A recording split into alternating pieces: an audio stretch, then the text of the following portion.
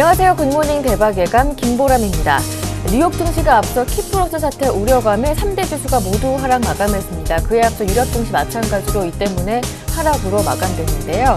ECB가 키플러스의 25일까지 구제금융안에 합의하지 않으면 자금 지원을 중단하겠다라고 경고하면서 시장 심리가 불안해지는 모습이었습니다. 결국 양적 완화 기조 유지에 대한 약발은 하루 정도에 그쳤고 간밤 미국의 경제 지표 괜찮았지만 호재가 되지는 못하는 모습이었는데요.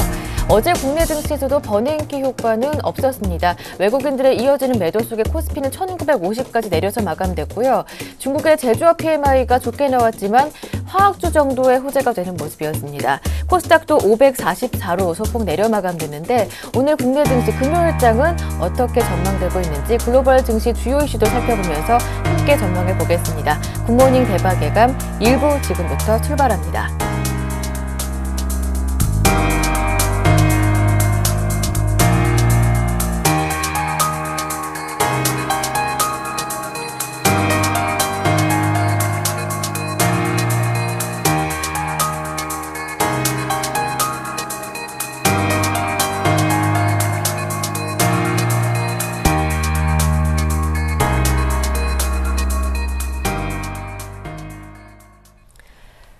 첫 번째 순서는 샘플러스 재갈공명 전문위원과 함께 할 텐데요. 글로벌 증시 어떻게 마감됐는지 짚어보면서 야간 선물지수 마감도 짚어보고요. 그에 따라서 오늘 국내 주식시장 그리고 선물옵션 시장 전망해보면서 대응 전략도 모두 챙겨보는 순서인데요. 재갈공명 한영섭 전문위원과 함께합니다. 안녕하세요. 네, 안녕하십니까. 재갈공명입니다. 네, 뉴욕 증시가 하루 만에 다시 하락으로 마감됐습니다. 미국의 경제 지표도 괜찮게 나왔었는데 이 유럽의 키프로스가 발목을 잡았다고 하던데요. 자세한 내용 짚어보겠습니다. 네, 조금 전 미국 증시는 반등 하루 만에 재차 하락 마감하였습니다. 모처럼 큰 폭으로 하락하면서 조정이 지속되는 가운데 본격 조정 장세를 예고했습니다. 따라서 앞으로 증시가 당분간 좀 힘든 시절에 접어들지 않을까 좀 우려감이 드는데요. 다우지수는 14,421까지 90포인트가 하락했고 나스닥 종합지수는 3,222포인트까지 31포인트, S&P 500은 1,545까지 12포인트 하락했습니다. 시초가 갭 하락 출발에 3대 지수 모두 장중 1% 전후씩 하락하며 낙폭을 확대하다 반등을 시도하면서 제한된 범위 내에서 박스권이 지속되었지만 장막판 재차 매도 물량이 출회되며 박스권 저점 부근에서 마쳤습니다. 키프로스 문제와 향후 기업 실적에 대한 우려로 다우지수가 장중 130포인트 가까이, 나스닥이 40포인트 가까이 급락하다 반등이 시도되었지만 단기 급등에 대한 불안감과 차익 매물 출회로 당분간 추가 랠리가 지속되기는 쉽지 않을 것으로 보입니다. 유럽 증시 또한 프랑스가 1.43% 급락하고 독일, 영국, 스페인 등 주요국 증시 위주로 하락하여 본격 조정이 지속되었습니다. 유럽 중앙은행인 ECB가 오는 25일까지 키프로스가 구제금융안에 합의하지 않으면 은행권에 대한 긴급 지원을 중단하겠다고 최후 통첩을 하였고 유로존 최대 경제대국인 독일의 3월 제조업 구매 관리자 지수인 PMI가 48.9로 나와 전월의 50.3 대비해서 1.4포인트 하락해 전망치 50.5를 밑돌면서 기준선 50을 하회하여 경기 위축 우려로 시장에 불안감을 주었습니다. 미국에서 발표된 경제지표는 지난주 신규 실업수당 청구 건수가 33만 6천 건으로 전주 대비해서 2천 건 늘었지만 시장 전망치 34만 건을 하회하고 4주 이동평균치는 2008년 2월 이후 5년여 만에 최저치를 기록했으며 2월 기존 주택 매매는 연율 기준으로 498만 채로 전월 대비 0.8% 증가해 월가 예상치 500만 채는 못 미쳤지만 2009년 11월 이후 3년 만에 최대를 보였으며 2월 경기 선행 지수는 0.5%의 기대를 웃돌고 3월 제조업 PMI 잠정치 역시 경기 확장 기대감을 높였습니다. 국다 미하원이 2013년 회계연도 세출 법안을 통과시켰지만 오라클 등 기업 실적 부진이 향후 증시 전망에 부정적으로 작용하였습니다. 통신, 철강, 기초산업 등을 중심으로 22개 업종이 업종 상승률이 15%의 하락 업종 비율은 80%를 넘어 대부분 업종이 하락하였습니다. 종목별로는 다우 30 종목 중 4개, 나스닥 100 종목 중 15개, S&P 500 종목 중 65개 종목만이 상승해 상승 종목 비율이 15%, 하락 종목 비율은 80% 이상으로 하락 업종과 함께 하락 종목 비율이 80%를 넘어서면서 본격 조정 국면에 진입하였음을 알렸습니다. 야후가 3.49% 상승한 것을 비롯해서 이베이, 코카콜라, 애플, USX 스틸 등이 상승하며 반등을 시도했지만 오라클이 9.7% 폭락하고 마이크론 등 기술주와 금융주들을 중심으로 좋지 않았습니다. 미국, 유럽 증시 투자 전략은 전일과 똑같이 현금 보유 비중 확대 지속하면서 전일 대비해서 현금 비중을 50에서 70%까지 확대할 것을 제안드리겠습니다. 중장기 추가 상승 가능성이 남아있지만 이미 증시가 본격 조정에 진입한 상태에서 조정폭이 점차 확대되면서 커질 수 있어 위험한 국면에 진입해서 조심할 필요가 있겠습니다. 현금 70%까지 보유한 채 리스크 관리 중심으로 대응하시기 바랍니다. 해지 전략으로 현금화 전략을 지속하되 현물 보유 비중이 높은 경우에는 S&P 500이나 나스닥 선물지수 등 파생 상품을 매도하여 해지하시면 되겠습니다. 글로벌 증시는 일본과 중국을 포함해서 아시아, 유럽, 미국, 러시아 등 대부분의 글로벌 증시가 조정권에 진입한 상태이므로 분할 매도로 현금 비중을 역시 미국과 유럽 증시와 동일하게 70%까지 확대한 후 글로벌 증시 본격 조정에 대비할 것을 제시하겠습니다. 국제금융시장에서 환율을 살펴보면 원달러 환율은 당분간 1120원 전후를 고점으로서 하락 전환하여 조만간 재차 1000원대에 진입할 것이고 엔달러는 97엔 전후를 고점으로 이미 하락 전환했는데 90엔선 이하까지 조정이 예상되며 유로화는 최근에 하락세가 지속되면서 낙폭이 확대될 것으로 전망드리겠습니다. 네, 글로벌 증시 전반적으로 조정권에 진입해 있다라는 분석까지 모두 들어봤고요. 이어서 야간 선물 지수는 어떻게 마감됐는지 살펴보겠습니다. 네, 새벽에 마감한 야간 선물 시장은 0.7포인트 하락한 255.65에 마쳤습니다. 고점 256.10, 저점 255.15로 0.95포인트 범위 내에서 움직였습니다. 거래량은 14,223계약으로 전일 대비 증가하고 제한된 범위 내 박스권에서 변동성도 증가하여 개인들의 단기 매매에 유리한 장세가 전개되었습니다. 시초가 약보합 출발해서 장 초반 256.00 전후를 고점으로 낙폭을 확대해 장중 내내 255.50을 중심으로 위아래 박스권이 지속되었습니다. 개인이 379계약 매도하고 외국인이 330계약, 기관이 39계약 매수하며 오랜만에 개인의 매도대 외국인과 기관의 매수가 충돌하였습니다. 개인이 장중 내내 매도하고 외국인이 장중 내내 매수가 지속되었으며 기관은 장중 내내 100계약 정도 매도하다 장 막판 매수로 전환하면서 단기 매매 위주로 시장에 참여하였습니다. 야간 옵션 시장은 지수 하락으로 콜은 15% 전후 하락하고 풋은 15% 전후 상승하였습니다. 선물지수가 장중 내내 약세가 지속되자 콜은 보합에 시작하여 장중 20% 이상 하락했다. 낙폭을 축소하였고 풋은 장 초반 보합권에서 20% 가까이 급등했다. 상승폭을 축소한 채 박스권이 지속되었습니다. 네, 그렇다면 오늘 금요일장은 어떨까요? 오늘 국내 주식시장과 선물옵션 시장 전망해보면서 대응 전략도 세워보겠습니다. 어제 장 막판에 더 낙폭을 꾸준히 키워서 1950까지 코스피 내려와서 마무리됐는데요.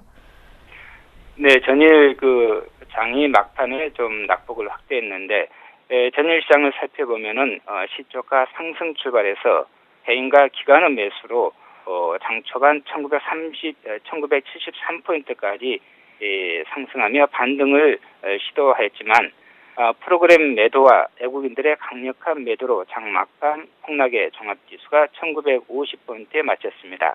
현대중공업, 삼성중공업, LG화학, 현대제철, 기아자동차 등 환율 수혜주 중심으로 반등을 시도하였으나 현대모비스, SK텔레콤, KT, 한국전력 등 방어주 중심으로 대부분의 종목들이 전강후약으로 밀리면서 당일 저가에 마쳤습니다.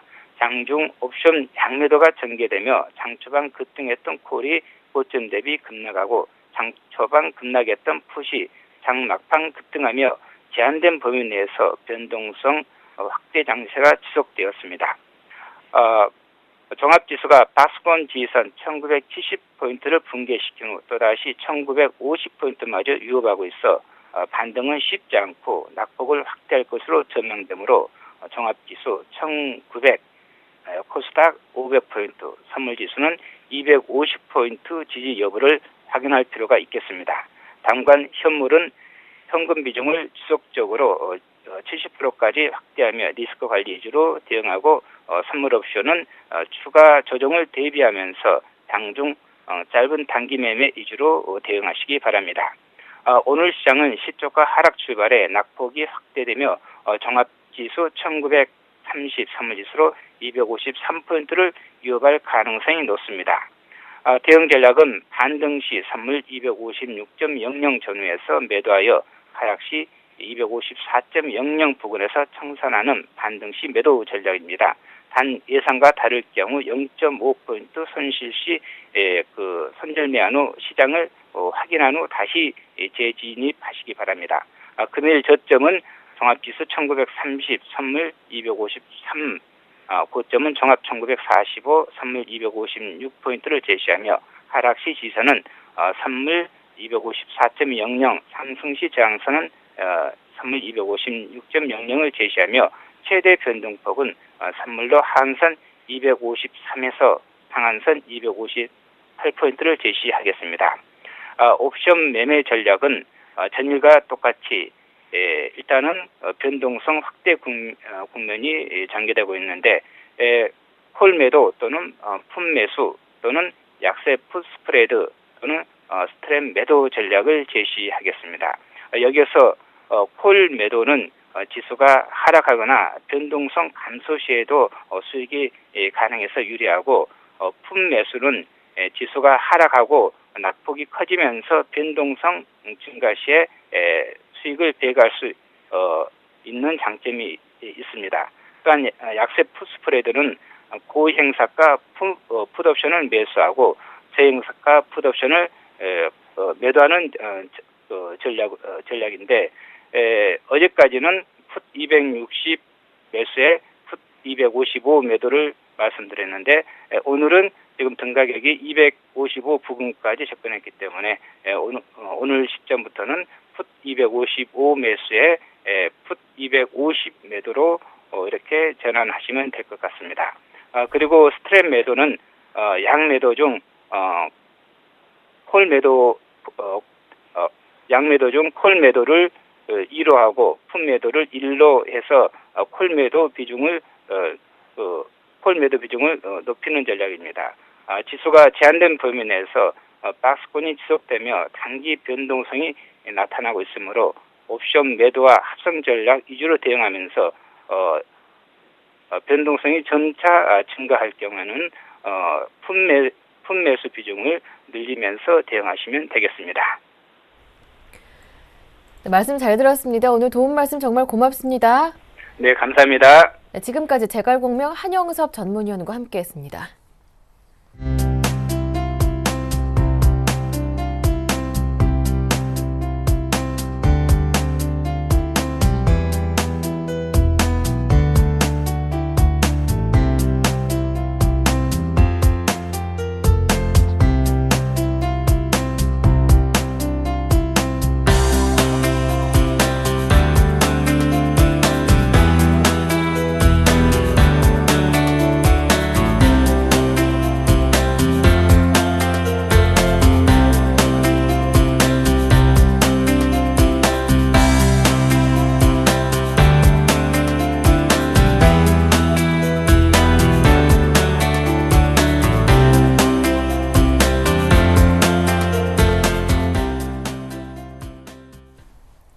네, 이어서 글로벌 증시 주요 이슈를 짚어보겠습니다. 레이크쇼어 인베스터스의 이현민 이사님과 함께합니다.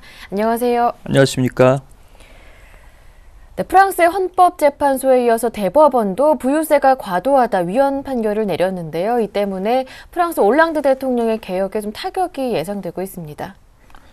그렇습니다. 결국엔 부유세 예. 세율을 네. 조정할 수밖에는 없을 것으로 볼 수가 있겠습니다. 네. 지난해 그 대법원 이번은 이제 대법원 판결이고요. 지난해 12월 28일 날 헌법재판소가 이 최고소득세율 75%에 대해서 위헌 판결이 있었습니다. 이번 이제 위헌 판결이 두 번째라고 보겠는데요.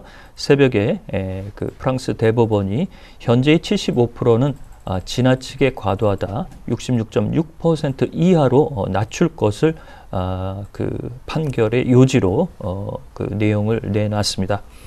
이렇게 되면 대선 공약으로 현재 프랑스 올랑드 대통령이 무게중심을 실었던 이 부유세는 수정이 현재 불가피하다라고 볼 수가 있겠는데요. 저희가 헌법재판소의 최고소득세율과 관련된 이 분쟁 내용은 지난 1월 2일 날 방송해 드린 바가 있습니다. 이번에 대법원 공세데이터가 판결한 내용은 75%의 소득세는 몰수에 가까운 조치다. 그러면서 현재 개인에게 75%를 부과하는 것도 문제가 있다라고 얘기를 하고 있습니다. 따라서 가구당 부과하는 그런 흐름으로 변화가 불가피할 것으로 보이고 있고요. 현재 모스코비치 재무장관은 2013년까지 최고소득세율을 수정하겠다라고 얘기를 내놓고 있지만 속도를 현재 내지는 못하고 있는 상태입니다. 그렇지만 새벽에 대법원 판결까지 이렇게 나오자 그 속도를 현재 내야 되는 숙제가 발등에 떨어졌다 이렇게 볼 수가 있겠습니다. 네. 네, 그래서 이번 대법원의 최고소세율 위헌 결정으로 인해서 아까도 말씀을 드렸다시피 올랑드 대통령의 개혁 노선에 큰 타격이 예상되고 있는데요. 어떻습니까? 그렇습니다. 핵심 공약의 하나였던 것이 이제 네. 좌초되는 그런 양상인데요. 네. 뭐 좌초라고 표현을 했지만 수정은 불가피하다라고 볼 수가 있겠습니다. 네. 그렇지만 이 공약이 그 대선 전에 상당히 먹혔다는 내용으로 볼 때 현재 프랑스 경제가 좋지 않은 국면에서 국민들이 이런 부분에 상당한 부담감도 불만으로 현재 토로가 되고 있다라고 볼 수가 있겠습니다. 저희가 이제 이 시간을 통해서 간간히 말씀을 드렸는데요.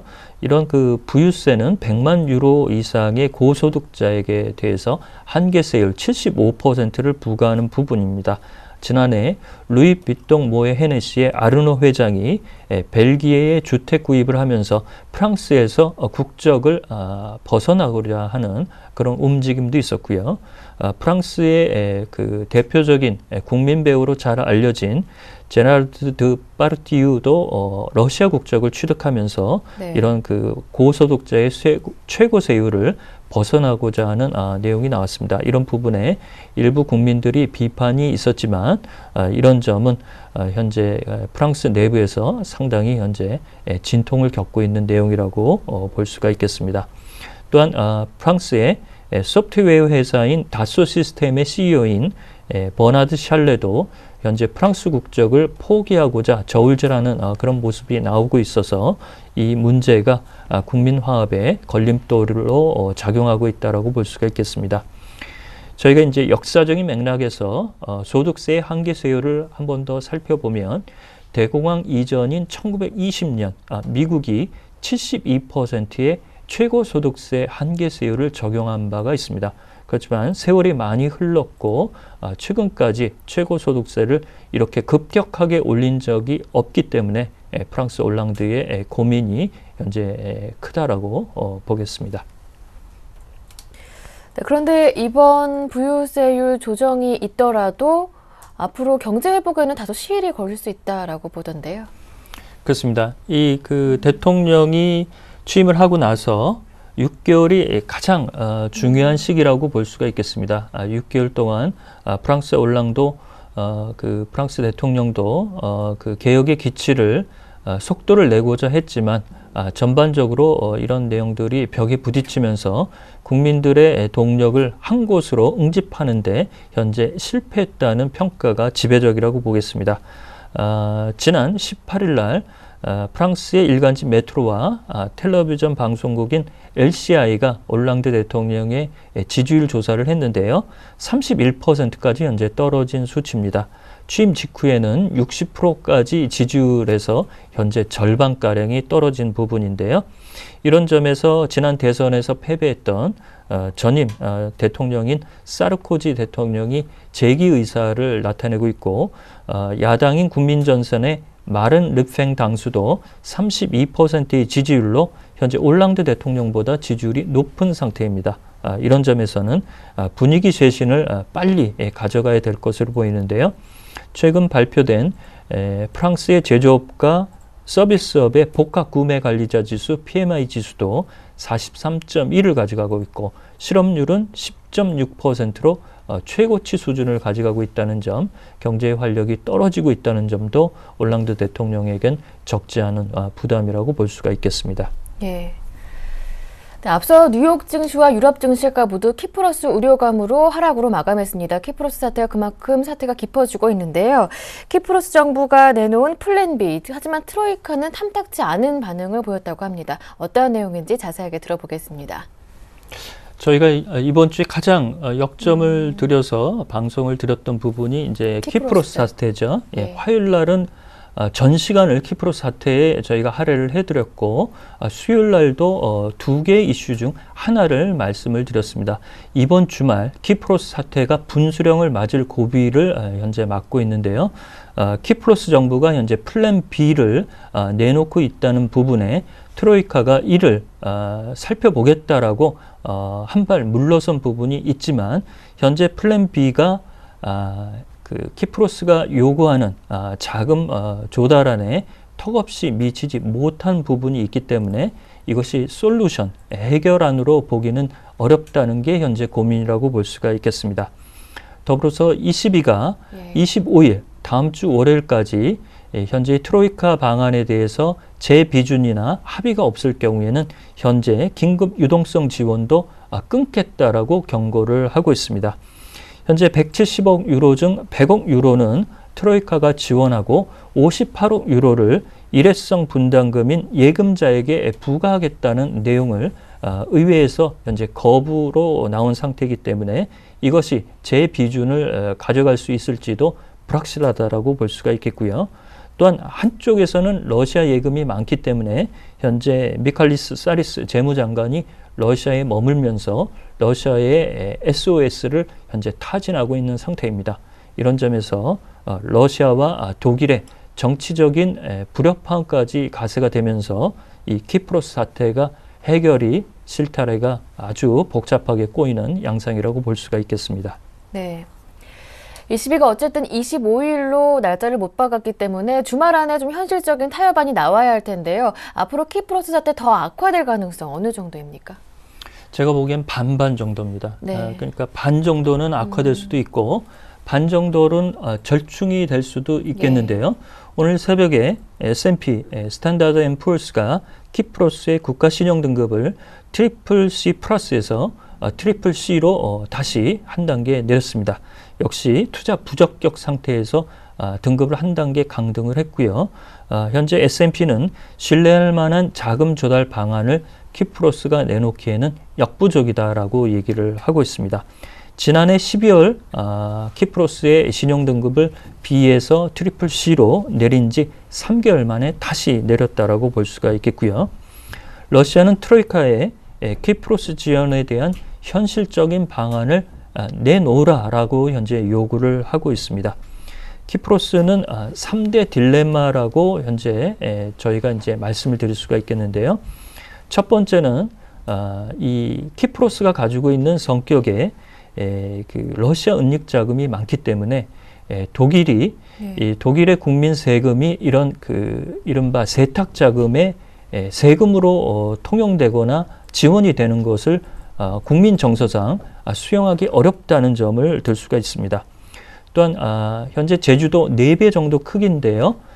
키프로스는 크기가 작기 때문에 이렇다 할 제조업 자산이 없습니다. 그래서 이렇다 할 제조업 자산을 매각해서 이를 통용할 수 있는 자금원으로 현재 챙길 수 있는 부분이 없다는 부분이고요.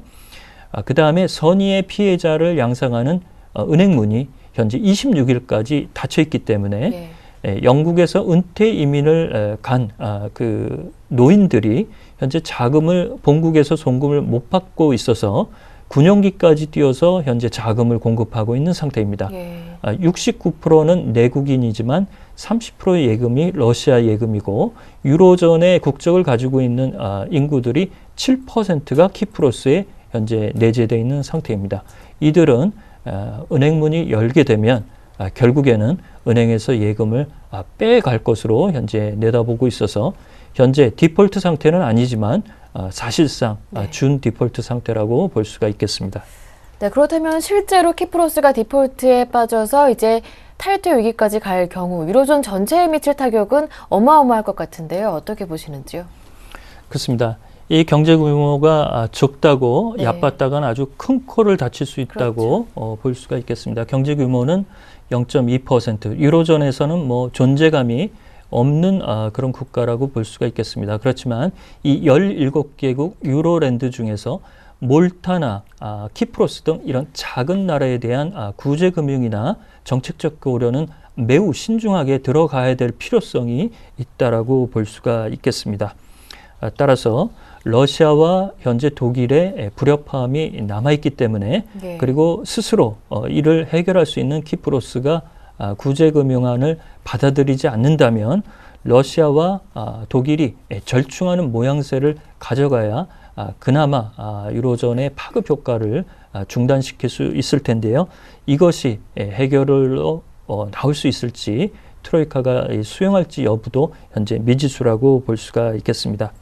현재 미칼리스 사리스 재무장관은 러시아에 계속 머물면서 러시아에서 차관을 50억 이상 유도하면서 현재 배타적 경제 수역인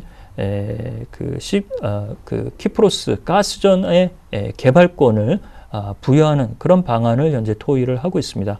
그렇지만 유로존 입장에서는 유로랜드에 속한 키프로스가 이렇게 러시아 쪽에서 계속 SOS를 타진하는 모양새도 보기 그리 좋지 않은 상태이기 때문에 이런 내용의 절충안이 현재 아주 필요한 그런 부분이라고 볼 수가 있겠고요. 저희가 방송을 쉬는 주말에 새로 들어온 뉴스를 투자자 여러분도 잘 살펴보시기 바랍니다. 예. 도움 말씀 잘 들었습니다. 지금까지 이현민 이사님과 함께했습니다. 말씀 잘 들었습니다. 고맙습니다.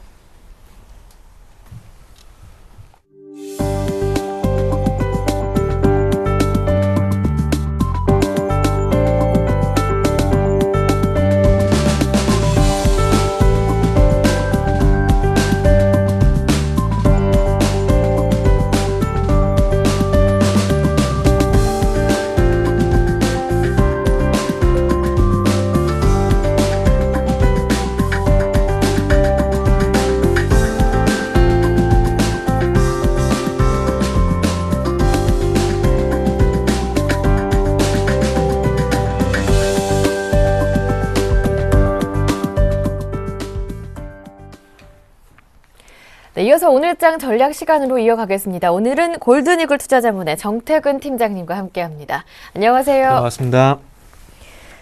오늘장 전략을 세워보기 전에 먼저 어제장 어떻게 마감되는지부터 자세하게 정리를 해보겠습니다.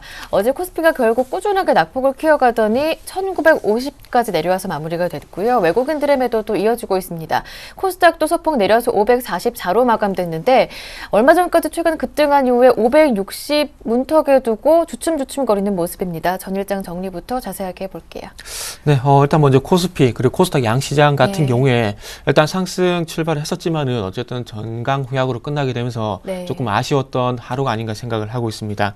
일단 북한 어떤 공습 경보에 대한 얘기가 나오게 되면서 어떤 북한 리스크가 조금 들썩이는 모습들도 보였었고요. 특히나 외국인 현선물 매도가 상당히 좀 부담이 되었습니다. 특히나 현물 쪽보다는 선물 쪽에서 어떤 강력한 매도 우위를 보이게 되면서 결국 전강 후약으로 끝났습니다.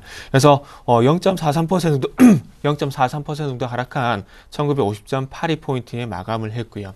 자, 다음은 수급 한번 좀 살펴보게 된다면 외국인 쪽 같은 경우 2,691억 정도 매도가 나왔고요. 그리고 프로그램 쪽에서도 3,367억 정도 매도가 나왔었는데요. 특히나 그 서두에 말씀을 드렸듯이 외국인 선물 쪽 같은 경우에는 6,800계약 정도 매도 우위를 보였던 부분들이 아무래도 프로그램 매도를 유발을 시킨 것이 아닌가 좀 생각이 되고 있습니다. 자, 그리고 반대로 개인들 같은 경우 2,541억, 그리고 투시는 389억, 그리고 연기금은 576억 정도 매수를 했다는 부분들 한번 수급 특징이라 좀 봐야 될 것 같고요. 그리고 마지막으로 업종도 한번 좀 살펴보게 된다면 어제는 화학업종, 의료 정밀업종 제외하고는 전체적으로 현재 하락을 했다고 좀 보는 게 하락을 했었습니다. 통신, 전기가스, 은행, 해운, 차, 증권, 철강, IT, 건설업종과 같은 대부분의 업종이 하락을 했는데요. 특히나 시장이 약세를 보였음에도 불구하고 대표적인 경기 방어주인 통신, 그리고 전기가스 업종이 약세를 보였다는 부분들도 좀 특징적으로 말씀드려봐야 될 것 같습니다. 자, 그리고 다음은 코스닥 쪽도 한번 살펴보도록 할게요. 자, 그 코스닥 쪽 같은 경우는 외국인들이 그 장중에 100억 가까이 매수를 확대시키기도 했었지만은 장 후반으로 가게 되면서 매수폭이 축소가 되게 되면서 코스닥 시장도 마찬가지로 정강후약으로 끝이 났습니다. 0.6% 정도 상승 출발을 했었지만은 하락 전환이 됐었는데요. 0.3% 정도 하락한 544.56포인트에 마감을 했었습니다. 그래서 업종도 한번 살펴보게 된다면 일단은 뭐 기관들 같은 경우에 전체적으로 매수일은 끝났었지만은 업종으로 좀 보게 된다면 기관은 특히나 IT 하드웨어 쪽으로 107억 정도 어떤 집중적인 매도가 나왔었는데요. 서울반도체, 덕산하이메탈 같은 LED 업종, 그리고 인터플렉스 같은 스마트폰 부품, 그리고 유진테크, 아바텍 쪽으로 해서 반도체 부품주까지 어떤 전체적인 매도가 나오면서 조금 이런 그 IT 부품주가 좀 약세를 보였던 부분들이 아무래도 코스닥을 약세 전환시킨 것이 아닌가 좀 생각이 되고 있습니다. 테마 쪽도 한번 살펴보게 된다면 북한의 어떤 공습공보 소식이 나오게 되면서 장중에 스페코라든지 그리고 빅테크 같은 방산주들이 조금 들썩이는 부분들이 확인이 됐었고요. 그리고 그 전날 같은 경우에 아무래도 은행이라든지 그리고 공공기관 같은 그리고 방송사의 어떤 전산 지금 마비가 되게 되면서 안내카 같은 보험주들이 장막판에 강세를 보였었는데 어제 같은 경우에는 그런 보안주들이 어떤 수익 기대감이 소멸이 되게 되면서 급락 전하는 모습들도 보이기도 했었습니다. 네, 이렇게 해서 어제장 정리를 특징주까지 모두 자세하게 들어봤고요. 이어서 오늘장 체크 포인트를 짚어보겠습니다. 원달러 환율이 최근 원화 강세 속도가 점차 안정화되면서 1,110원대에서 조금 안착을 해주는 모습을 보여주고 있는데요. 하지만 아직까지 외국인들의 매수는 들어오지 않고 있습니다. 외국인들이 선물과 현물을 동시에 매도하면서 국내 증시에 부담을 주고 있는데요. 오늘장 체크 포인트 어떤 것들 짚어볼까요? 네, 대외적으로 봤을 때 키프로스 얘기도 있습니다. 근데 그보다 더 중요한 건 국내 쪽으로 한번 눈을 돌려본다면 이런 대외 변수 때문에 환율적인 측면을 좀 보셔야 될 것 같고요. 그리고 최근에 시장이 좀 부담을 주고 있는 외국인의 선물 매매 동향을 좀 보시는 게 좋을 것 같습니다.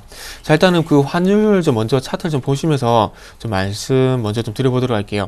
최근에 환율 같은 경우에 계속해서 그 강하게 약세 쪽으로 전환이 되고 있다는 부분들 잘 아실 겁니다. 자, 우리가 기본적으로 그냥 왜 환율이 약세 쪽으로 전환이 되느냐, 거기에 대한 고민은 좀 하시지 마요. 고민은 뭐 당연히 해야 되겠지만 그쪽을 좀 제외를 하고요.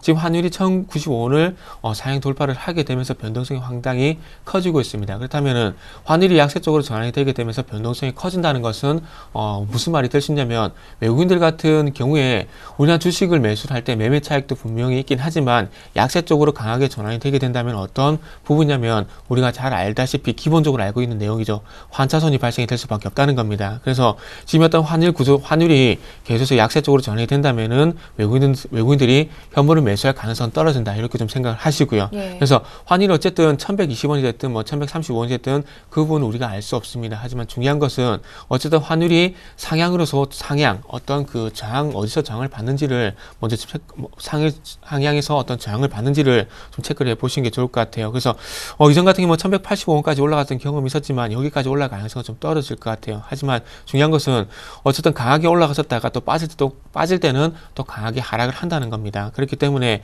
지금도 마찬가지입니다. 환율이 약세적으로 강하게 올라가고 있지만은 또 강하게 강세로 전환이 될 가능성이 있기 때문에 이런 부분들을 볼 때 약세는 전환이 될 때까지는 조금 기다려 보시고요. 그래서 선물 쪽도 한번 살펴보게 된다면은 자, 지금 어쨌든 외국인들이 13,000계약 정도 지금 누적을 시키고 있습니다. 그렇다면 다시 한번 2만 계약까지 누적을 시킬 가능성이 있기 때문에 외국인 선물 매도 2만 계약까지 누적이 될 때까지는 조금 기다려 보셔야 될 것 같습니다. 그래서 어쨌든 결론적으로 오늘 장에서도 체크 포인트는 환율 그리고 외국인의 선물 매매 동향이라는 부분들을 다시 한번 강조를 해 보도록 하겠습니다. 네. 어쨌든 지수는 어제 1950포인트까지 내려온 상황인데요. 그렇다면 지수의 하단과 상단, 박스권은 어느 정도로 설정하고 전략을 세워보는 게 좋을까요?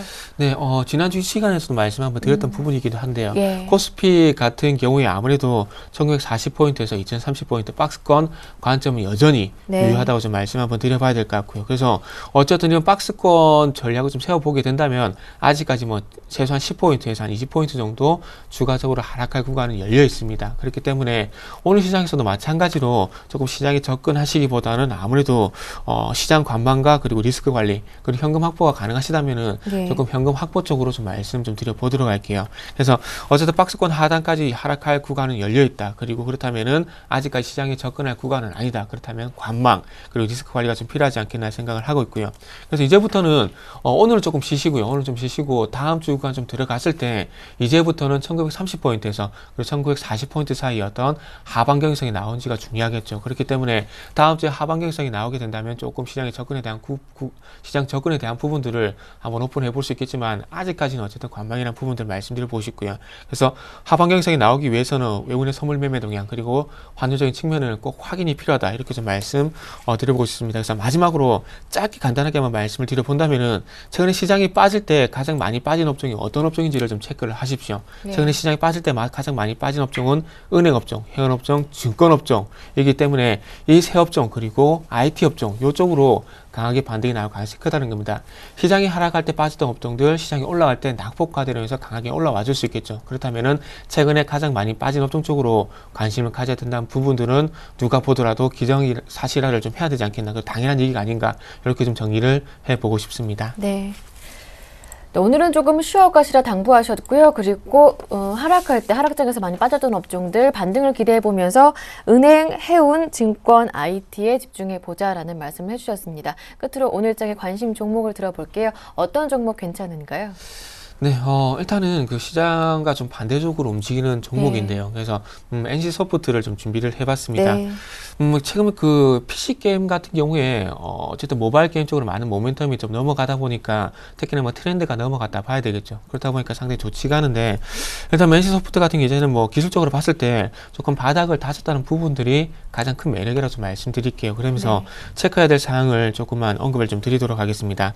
지금 NC소프트 같은 경우에 100% 미국 자회사인 카빈 스튜디오에서 지금 현재 그 신작 게임이었던 출시가 될 예정이라고 합니다. 그래서 3월 22일 날 그 북미 그 최대 게임쇼죠.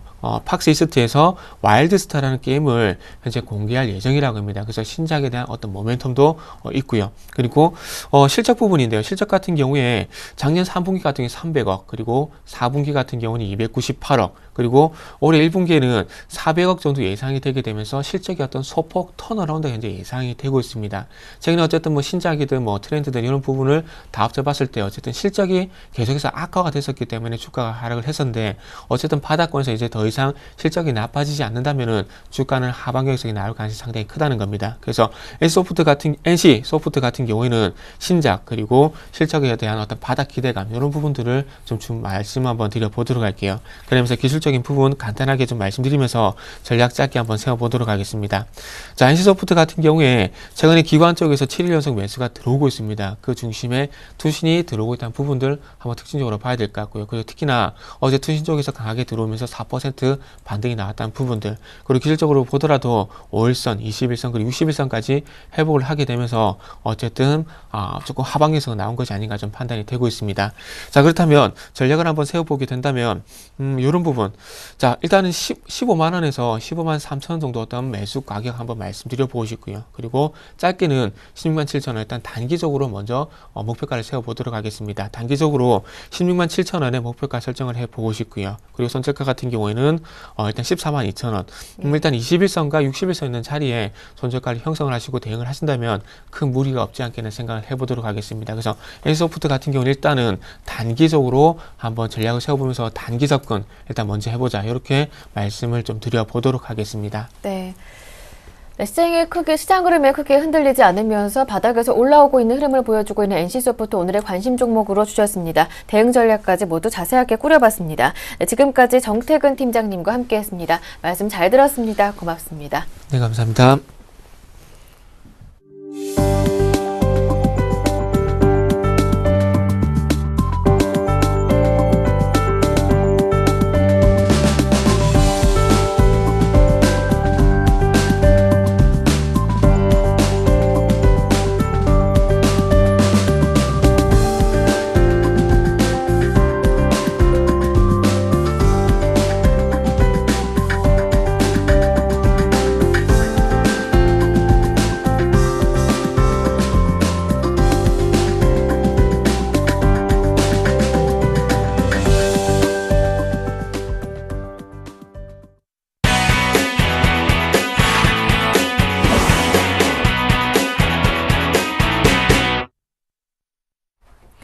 네, 국내외 주요 경제 이슈를 짚어보는 이슈앤이슈 코너로 이어가겠습니다. 오늘은 서울경제신문 김종성 기자와 함께합니다. 안녕하세요. 안녕하세요.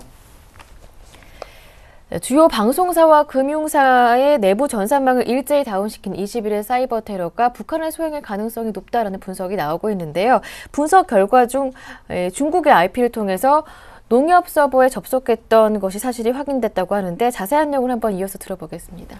네, 그 민관군 합동대응팀이 어제 브리핑을 했는데요. 이 자리에서 농협 시스템을 분석한 결과 중국 IP가 백신 소프트웨어 배포 관리 서버에 접속해서 악성 파일을 생성한 사실을 확인했다며 여러 가지 가능성을 다 열어놓고 조사 중이라고 밝혔습니다. 이번 공격 모두 동일 조직의 소행으로 확인됐고 보안회사 백신을 위장한 트로이 목마 수법으로 실행된 것으로 드러났습니다. 이번 사이버 테러는 특히 지난 2009년 디도스 대란 때보다 진화된 형태여서 변형된 형태의 제2, 제3의 추가 공격 가능성도 제기되고 있습니다. 글로벌 보안업체 트렌드 마이크로의 김석주 기술지원팀장은 감염된 PC들이 중간 명령 제어 서버와 통신하던 코드를 확인했다며 감염된 PC와 중앙 명령 제어 서버를 이용한 추가 공격 가능성이 있다고 말했습니다. 실제로 해커들은 신한은행, 농협 등 피해를 본 6개 은행 이외에 국민, 우리, 하나은행 등 다른 은행들도 공격을 시도했던 것으로 드러났습니다.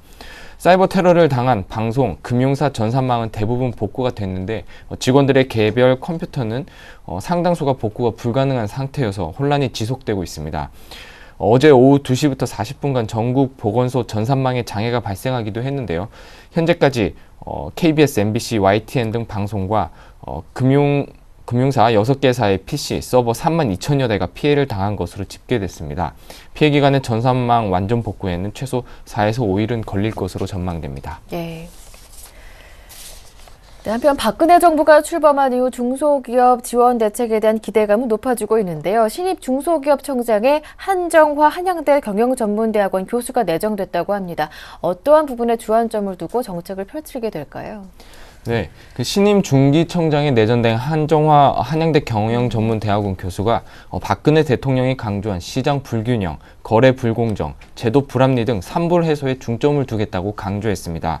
한 내정자는 서울경제신문과 단독 인터뷰에서 이같이 말했는데요. 산불 해소를 위해 거래 불공정에 대한 감시를 강화하겠다는 방침을 밝혔습니다.